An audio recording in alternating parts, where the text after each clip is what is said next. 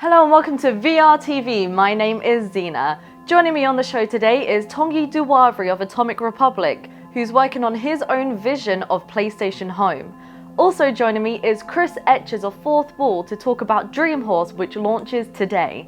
Before any of that, there's a news roundup and I'll be announcing the Merge HMD winner. As if one VR title wasn't enough for Insomniac with Edge of Nowhere, the independent studio has announced 2 new VR exclusive titles to be released this year. The 2 new video games are Feral Rights, where you'll play as a son of a murdered chieftain brawling your way through the jungle until you avenge your father, and The Unspoken, set on the streets of Chicago, where you're part of a wizard fight club casting spells to climb the ranks. Both exclusive to the Oculus Rift, Feral Rights will be available this autumn and The Unspoken will launch for the Oculus Touch later in the year. There's always been talk about how virtual reality could change the medical industry, and last week saw the launch of a mobile app, VR in OR, where you can watch operations live in virtual reality. Dr. Shafi Ahmed of the Royal London Hospital performed a 3-hour operation removing a tumour from a patient. And although this app is for educational purposes, everyone was and is welcome to watch. And finally, on the last VR TV news roundup, we reported that Oculus VR had a few troubles getting orders out on time, and now it seems that the complaints are getting a little bit too much to bear for the support team. Kevin Crawford, head of support at Oculus, took to Reddit to vent, saying, "I do not take kindly to abusive behaviour, foul language and outright nastiness, and that life is too short to be angry about anything, let alone consumer electronic product." He tried to style out the wall of text by ending with, "I'm a lifer in the CS and have grown a pretty thick skin, so if you were looking to damage, it didn't work." It's now time to find out who has won the Merge HMD. Some of you guys had some incredible ideas ranging from floating bubble worlds to hanging out with VR devs. The winner is Blair Stewart, who would rather hang out in a whale's stomach or Scunthorpe Town Centre. Each to their own. I recommend you guys check out the comments on vrfocus.com and the YouTube channel because some of them are interesting to say the least. Stick around to the end of the episode for another competition, but for now it's Tanguy Douavri of Atom Republic.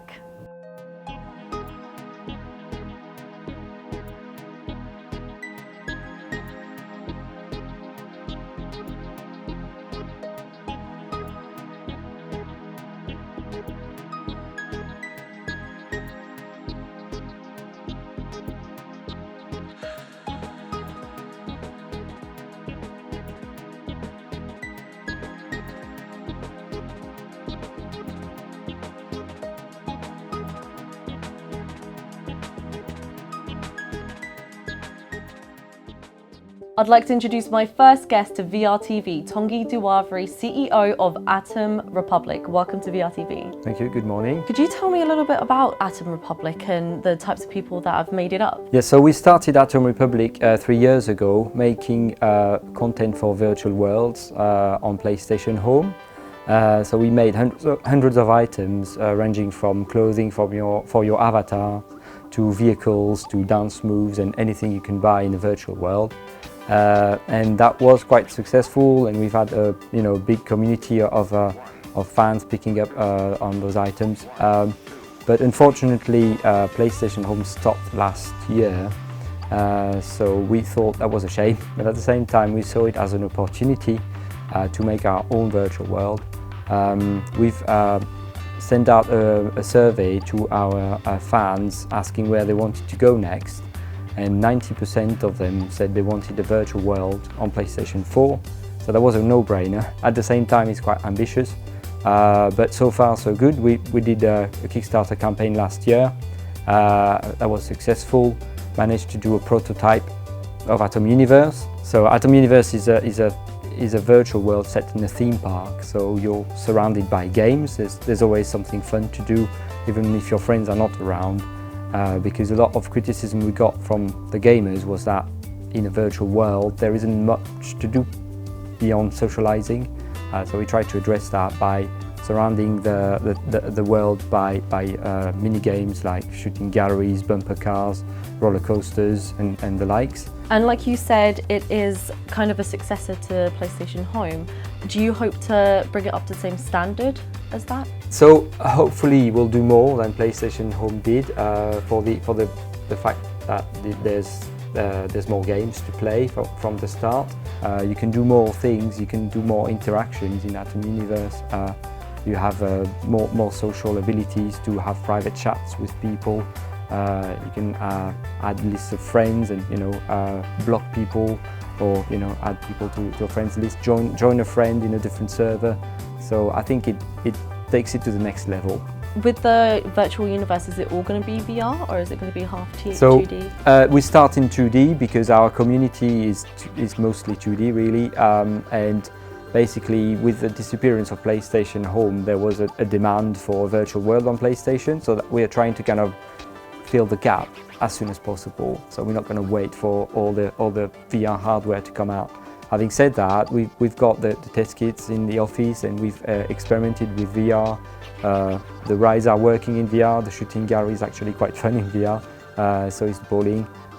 So it's going to be a mix of 2D and VR. It's a bit of a challenge, but I think we'll get there. One comment that I saw on Steam was that the dance floor has some dank tunes which was swagging. The music was definitely picked up by fans. Could you tell us about the music used? So the music, we're having an agreement with lots of artists to basically use their music in the game, and in return what we do is we advertise them. So most of the time, the artists don't necessarily have a music label, and they just want to basically put their music out to get some recognition and build up an audience. And we love it because we pick the music we like and we play it to the community, and the community have loved it so far. So we've got some famous people like Villa, we've got Sky Jones, we've got a lot of music from Elysian Records. So it's small labels or individuals. Well, not necessarily very famous, but they're really good, and they need to be made famous. So we hope that we have a good solution to kind of give them an audience and also fulfill the need of good music in the game. Thank you so much. All right, thank you. Joining me next on the show is the creator of perhaps this generation's Nintendogs, or Tamagotchi.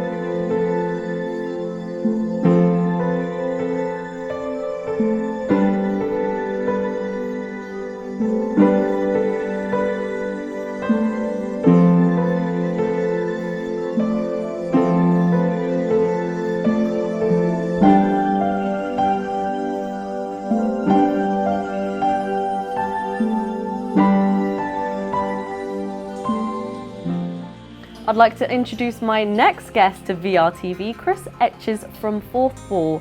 Welcome to VRTV. Thank you for having me. Earlier, Tongi and I were talking about Atom Universe and the development of it. What do you think about the experience? Social VR is the exciting part of it, really. I mean, nothing's going to change the world while VR is still just basically a big monitor to play single-player PC games on. It's only going to be when it pushes further than that, as everyone's showed when Facebook showed off a selfie stick inside Oculus the other day. But equally, when people can play games together properly or just socially hang out, that's going to be where it gets really, really interesting. Same as exactly what happened to the web, or other video games. That's when it's all going to explode. And being the go-to social space on PS, when PSVR launches, I would imagine, would be pretty cool. So, fingers crossed. They've got the biggest chance of having the largest install base, really, haven't they? And only like 1% of PCs on Earth can run a Vive or an Oculus, and all PlayStation 4s can run PSVR. Exactly. I would imagine that would be a very sweet spot to occupy. And we also asked our viewers earlier what their ideal VR hangout would be. What would yours be? I would pay all the money I have to sit in the Cantina bar from Star Wars in Mos Eisley and just watch what was going on. I wouldn't have to do anything. I would be more than happy to sit there hearing that band play the same song over and over again. I must say there was the Cantina bar in PlayStation Home, so if anyone knows, anyone at Disney who wants to get in touch, we could have that in Atom Universe. Your mobile phone number will flash up at the end, and their licensing department can speak to you. I'm It sure. was a popular place. Well, to move on to your game that's launching today, Dream Horse. Do you want to tell us a little bit about it? So Dream Horse is, in technical terms, a virtual reality pet care game for 7+ age group. Basically a Tamagotchi in virtual reality. But to describe it as it actually is, it's a magical forest where you get befriended by a dream horse. Hopefully it's the perfect virtual reality game for young girls and boys, of course, as well.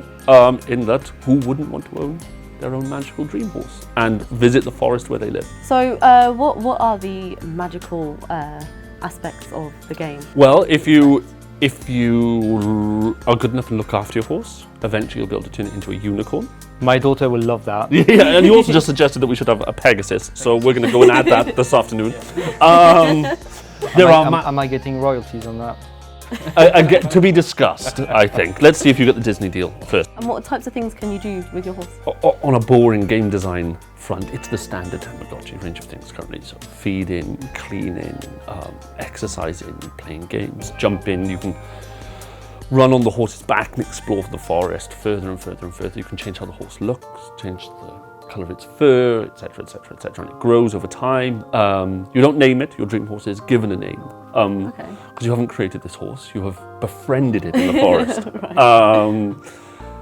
And yeah, so it's things like that. And soon we'll be adding social play. So soon you'll be able to see other players' horses and things like that. So, what kind of headsets can we find it on? Technically, it's a cardboard app. But due to our previous work with Mattel, we sort of are focusing on what we see as the Viewmaster sort of audience segment. So that's kids. The Viewmaster, I think, is recommended from 7+. So we've taken that. And if we sort of view that as our base platform, and obviously anyone with any phone and a cardboard can use it then, but the Viewmaster is nice because it sets the tone correctly for us. It's bought in toy shops. And that's, and we want to provide fun play-like content for that, Yeah, so, but equally, we'll probably push it over to Gear VR once we come up with beta, and, there may be an argument for pushing it to Oculus so that if Daddy has treated himself to a posh Oculus and little Jimmy or Jane can pester him to play something, maybe it'll be worth them having Dream Horse on there. So Or maybe if Daddy just fancies having a dream horse. And why not? He should be allowed to as well. Let's not rule dads out of owning dream horses. Thank you so much. Thank you again for having me. And Thanks. thank you too, Tom. Thank you. You're welcome. And fingers crossed for a Star Wars based VR hangout. Woohoo! Yeah. Now here's a chance for 5 of you guys at home to get your own copy of Bandit 6 for Google Cardboard, courtesy of Climax Studios. All you have to do is comment below or tweet me at Xena VR Focus telling me which pet would be the worst to keep in VR. Best of luck, and I'll catch you next time.